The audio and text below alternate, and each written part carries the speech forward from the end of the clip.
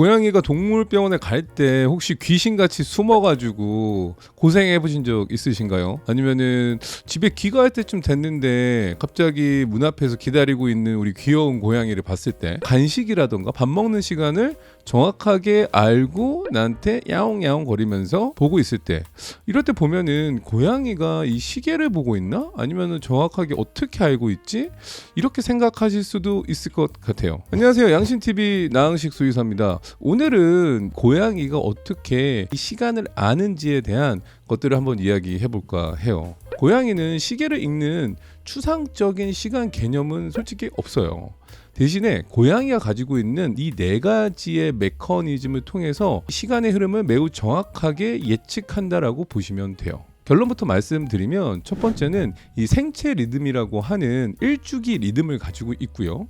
두 번째는 이 사건 간 사이에 이 간격 기억이라고 해요. 저희가 인터벌 타이밍이라고도 하는데, 이 사건 간 간격 기억을 가지고 있습니다. 그리고 세 번째는 루틴 기반, 그러니까 이 루틴에 기반한 예측 학습을 하고 있다라고 보시면 되고요. 네 번째가 매우 중요한데, 감각 변화에 따른 이 누적 패턴을 인식한다는 거예요. 이 감각 변화라는 게 뭐냐면 빛이라던가 소리라던가 냄새라던가 이러한 것들을 통해서 이 누적 패턴을 인식한다는 거죠. 즉 고양이는 지금이 7시인지는 모르지만 이 정도 시간이 지나면 밥이 나오지 않을까? 이 정도 시간이 지나면 보호자가 돌아오지 않을까? 라는 것은 정확히 안다라는 거죠.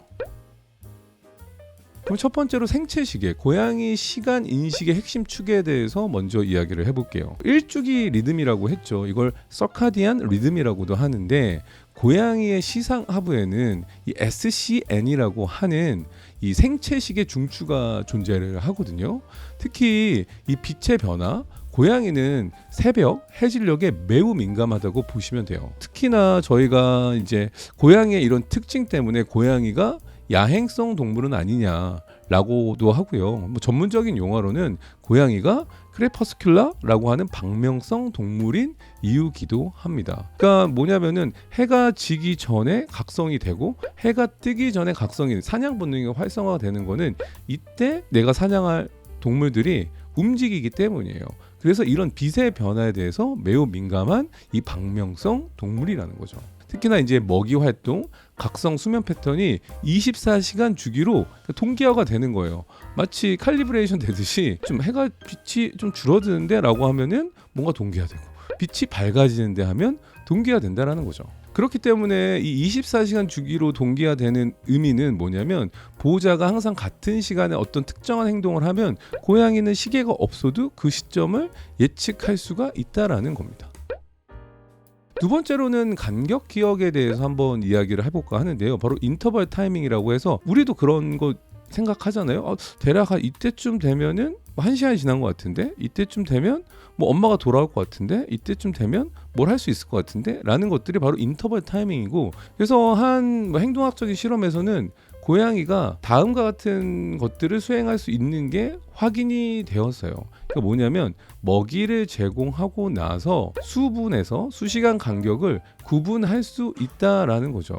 뭐 예를 들어서 자동급식기 사용하는 집들에는 고양이가 자동급식기에 알람이 뜨지도 않았는데 5분 정도 전에 벌써 앞에서 기다리고 있는 경우, 자동급식기에 급식이 나오게 되면 이 보상이 주어지는 이 인터벌 타임, 그러니까 이 간극 시간을 정확하게 예측을 해서 이 예상 행동, 밥이 나오겠구나라는 것들이 행동이 강화된다라고 보면 되죠. 또 다른 예 같은 경우는 이제 보호자님이 뭐 출퇴근을 규칙적으로 한다라고 했을 때 귀가 시점을 정확하게 맞추지는 않았지만 뭔가 좀 귀가 직전에 뭐 문 앞에 나와 있다던가 문 앞에 앉아 있는다던가 이러한 것들, 기다림에 대한 행동이 증가할 수 있다라는 거예요. 이거는 절대적인 시간이 아닌 상대성에 따른 상대 시간에 대한 인식이라고 보시면 돼요.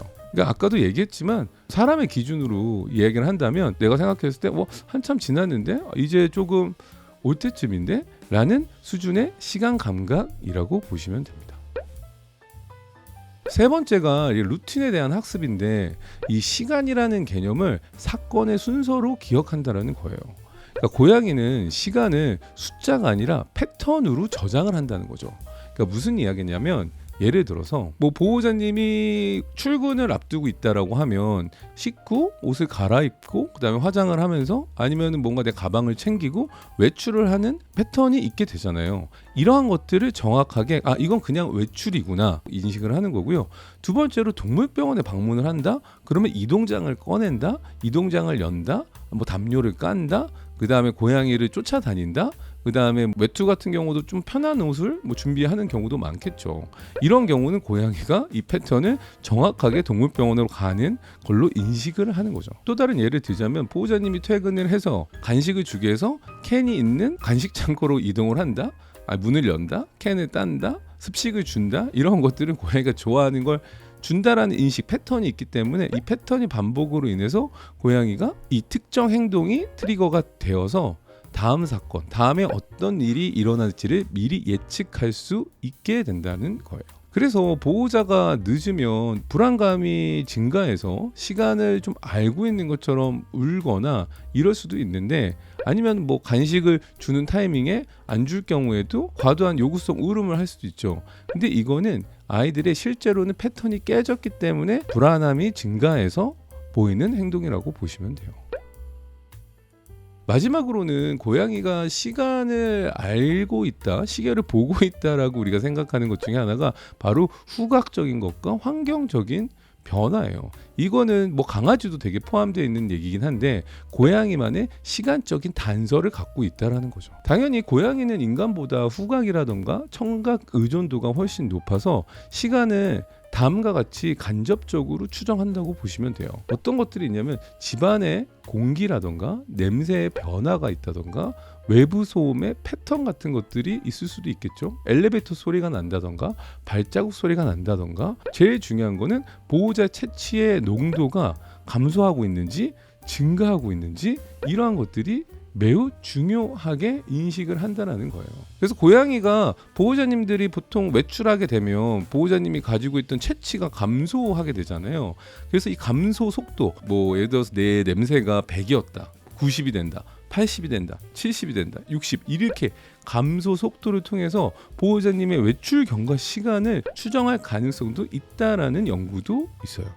그러니까 한마디로 아이가 보호자님이 채취가 감소되면은 불안감이 늘어나는 거고요. 이 채취를 다시 증가시킨다. 그러니까 보호자님이 입고 있던 옷을 다시 보호자님이 오지 않은 상황에서도 다시 집안에 놔둘 경우에는 아이의 불안감이 감소할 수도 있다라는 거예요. 그래서 저희가 병원에 고양이가 입원을 하거나 아니면 병원 갔다 오는 거에 스트레스를 받을 때는 보호자님의 채취가 있다던가 자신의 채취가 묻은 담요라던가 이러한 것들을 준비해서 가지고 오면 이것 또한 고양이의 불안감을 낮추는 데 도움이 되는 거라고 설명을 드리고 있어요.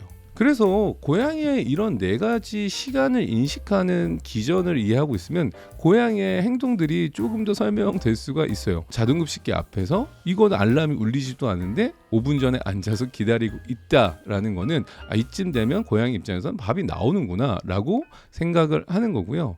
고양이가 항상 그랬듯이 주말과 주중, 고양이는 주말과 주중을 모르잖아요. 그렇기 때문에 이 주중에 보이던 패턴을 주말에도 동일하게 보일 수도 있다라는 거죠. 보호자님이 가끔 너무 갑작스럽게 늦게 온다던가 불규칙한 퇴근 시간이 된다던가 불규칙한 놀이는 예측을 할 수 없기 때문에 고양이 입장에서는 이 예측이 무너져서 불안감이 또 상승할 수도 있어요. 불안감이라는 게 고양이가 생활하는 데 있어서 가장 큰 감정이고요. 특히나 이 불확실성에 엄청나게 취약한 반려동물이라고 보시면 돼요. 패턴 및 루틴의 규칙성이 깨지면 고양이들은 기본적으로 불안감이 상승해서 문제 행동으로 이어질 수 있다라는 거죠. 특히나 과도하게 요구성 울음을 한다던가 아니면 특정 물건을 파괴한다던가 뭐 심지어 심각해지면 방어적인 공격성까지 보일 수 있다라는 거예요. 그렇기 때문에 고양이가 시계를 볼 수는 없지만 고양이의 불안감을 잘 낮추기 위해서는 이 시간이 아니라 패턴을 최대한 지키려고 하는 게 매우 중요하고요. 보호자의 외출 전후라던가 주중이나 주말의 루틴을 지킨다던가 이러한 것들이 고양이가 가지고 있는 불안감이나 이런 것들을 상당히 낮출 수가 있습니다. 그렇기 때문에 고양이는 당연히 시계를 볼 수 없고 시간을 막 세고 있거나 하나 둘 셋 넷 이렇게 할 수는 없지만 이 시간이 만들어낸 패턴을 인간보다 사람보다는 훨씬 정확히 기억한다라고 보시면 될 것 같아요. 오늘은 고양이가 시계를 볼 줄 모르는데 어떻게 정확하게 이런 시간적인 타이밍을 잘 알까에 대해서 한번 이야기해봤는데요. 오늘 영상이 도움이 되셨다면 구독과 좋아요, 알람, 댓글까지 부탁드리면서 안녕. 양신TV 후원 구독자분들께는 일반 공개 영상 외에 조금 더 편하게 볼 수 있는 컨텐츠들이 제공됩니다. 라이브 방송의 풀영상, 다시 보기, 영상에선 담지 못한 저의 브이로그 컨텐츠, 그리고 후원 구독자분들만 참여하실 수 있는 전용 라이브 스몰 토크가 준비되어 있습니다. 후원은 어디까지나 선택이고요. 양신TV 컨텐츠 제작에 도움을 주시기를 원하신다면 영상 아래 후원 버튼을 통해 함께 해주시면 됩니다. 항상 응원해 주시고 시청해 주셔서 감사합니다.